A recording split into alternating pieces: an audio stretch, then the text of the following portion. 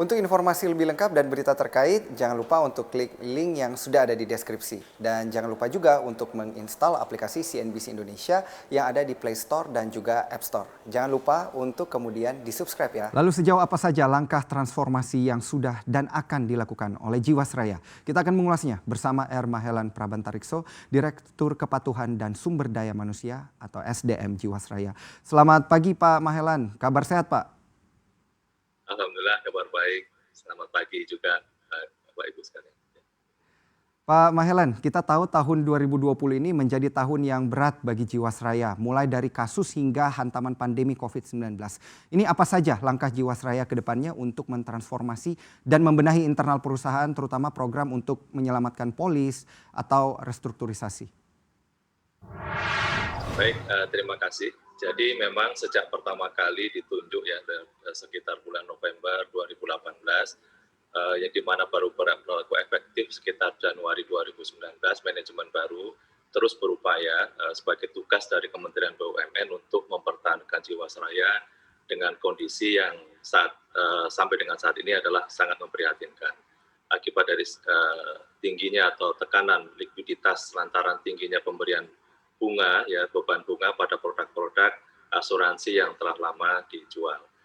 Nah, tak hanya itu kami juga diberi tugas untuk melakukan transformasi, tadi disampaikan di tubuh internal kami, dari manajemen melakukan perbaikan dari tata kelola perusahaan, hingga menjaga mentalitas SDM yang kami yakin cukup kaget dengan krisis yang terjadi. Ya, jadi di samping itu juga kami saat ini mempersiapkan segala persiapan teknis hingga non-teknis, sampai menjalankan program penyelamatan polis yang saat ini tengah menunggu hasil rapat dari pemerintah dengan anggota DPR, terutama mengenai pembahasan tentang PMN. Di dalam pelaksanaan program penyelamatan ini tentu saja kami bersinergi juga dengan berkolaborasi dengan manajemen AFG, yaitu nama brand dari BPUI ya, atau Bahana Pembiayaan Utama. Kemudian yang ditunjuk sebagai induk usaha atau holding BUMN di sektor asuransi dan pembiayaan. Jadi prinsipnya nanti semua polis yang akan atau telah direstrukturisasi di Jiwasraya akan dipindahkan ke AFG Life yang berada di bawah AFG. Saya kira itu. Baik. Meyakinkan konsumen ini adalah salah satu PR utama tentunya bagi Jiwasraya dan mengingat bisnis insurance begitu, untuk memastikan kembali kasus serupa juga tidak terulang. Bagaimana cara Jiwasraya meyakinkan hal itu? Ya, pertama kami memang memahami ya perasaan seluruh pemegang polis yang saat ini masih menunggu kepastian mengenai pengembalian dana.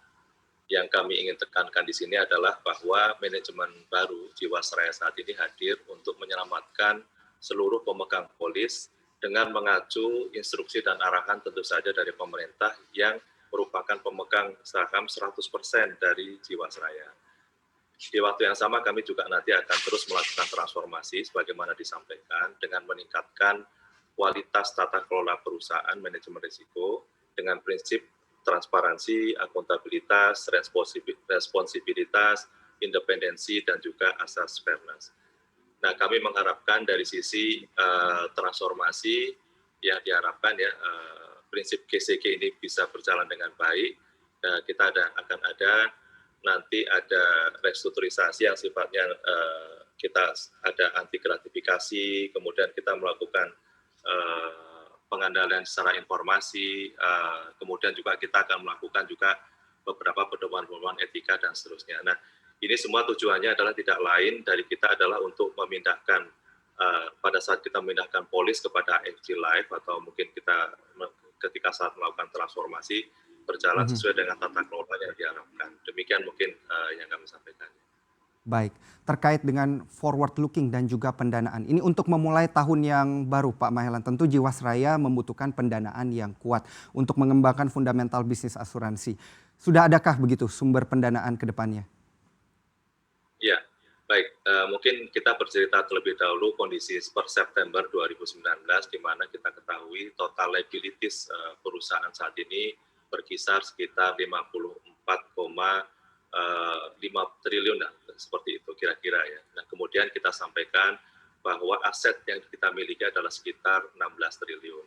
Nah, kalau kita set off, akhirnya kita akan memiliki suatu negatif equity diperkirakan sekitar kurang lebih 38,5 triliun. Nah, dari sini kami tentu saja melakukan langkah-langkah strategis di mana harapan kami adalah kami percaya bahwa nanti ada keputusan dari pemerintah dan juga dengan salah satunya adalah dengan memberikan satu PMN atau penyertaan modal negara kurang lebih disenilai 22 triliun, di mana 12 triliun kemungkinan akan disampaikan di tahun ini, kemudian sisanya akan disampaikan di tahun 2021, kemudian sisanya akan disampaikan di kisaran tahun 2022. Dan ini solusi ini merupakan yang cukup baik bagi kita, di mana salah satunya nanti PMM akan disampaikan kepada AFG Life melalui induknya yaitu AFG.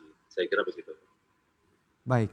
Demi menekan risiko dan juga kerugian yang akan dirasakan pemegang polis dan keuangan negara akibat adanya potensi likuidasi terhadap Jiwasraya, pemerintah menganggarkan dana yang berasal dari penyertaan modal negara atau PMN seperti yang Anda katakan tadi sebesar 22 triliun rupiah. Nah, bagaimana akhirnya penyaluran dana ini?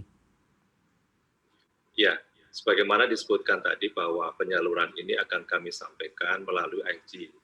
Nah, dari AFG nanti menyampaikan kepada AFG Life. Nah, prinsipnya adalah ketika disampaikan kepada nanti AFG Life, itu nanti dana yang terkumpul itu juga digunakan untuk melakukan supaya perusahaan itu berjalan dengan baik, mensinergikan dengan beberapa prospek-prospek besar dari captive market yang BUMN atau mungkin dari captive market pasar yang ada yang sangat luas.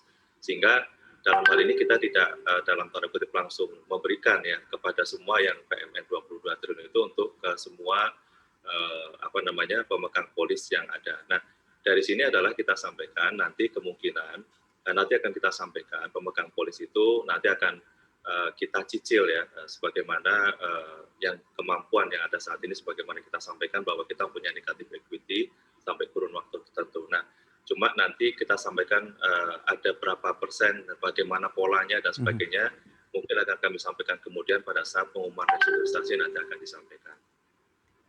Baik, Pak Mahelan, satu pertanyaan terakhir, ke depannya apa proyeksi dari Jiwasraya dan program-program seperti apa yang ditawarkan kepada nasabah? Iya, tentu saja kami tidak akan lepas dari program-program ini dari ketentuan-ketentuan sebagaimana dalam Undang-Undang Nomor 40 Tahun 2014 dan juga dari POJK Nomor 71 2016. Nah, sebagaimana kami sampaikan bahwa ke depannya kami tetap akan mengupayakan bagaimana pengembalian dana yang dari pemegang polis dan kemudian dalam kerangka kita sebut sebagai penyelamatan polis Jiwasraya. Nah, tidak lupa kami sampaikan kembali bahwa nanti kita akan melakukan restrukturisasi dan tadi kami sampaikan restrukturisasi ini nanti yang pemegang polis yang sudah direstrukturisasi nanti akan kita transfer kepada Nyuko. Nah, Nyukonya ini kita sebut sebagai AFG Life. Nah, ini kira-kira pola yang ada dan nanti harapannya kita nanti pemegang polis ini juga bisa bekerja sama dengan kami.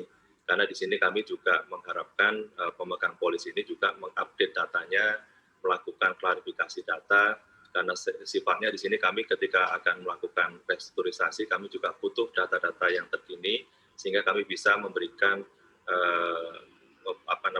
pola restrukturisasi ini dengan baik dan benar, dan sesuai dengan KCK dengan ketentuan-ketentuan yang ada yang sebagaimana akan kami sampaikan kemudian.